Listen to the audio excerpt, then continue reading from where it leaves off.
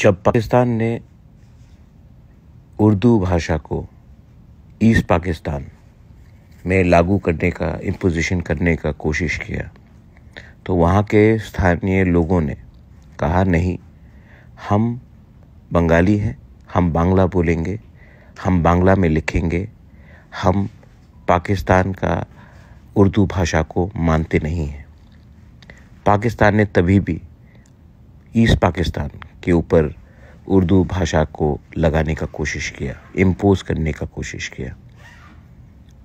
पाकिस्तान टूट गया और बांग्लादेश पैदा हुआ भाषा के नाम में।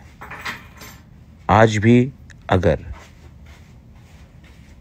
हमारे तिप्रासा लैंग्वेज में कोई भी हो, तिप्रासा लैंग्वेज को अगर हमारे मर्जी के खिलाफ आप लोग इम्पोज करोगे तो इतिहास गवाह है कि जब जब भाषा को दबाने की कोशिश किया गया, जब जब हमारे ऊपर हमारा अधिकार छीनकर किसी और भाषा को हमारे ऊपर थोपने की कोशिश की गई, तब तब देश टूटा है।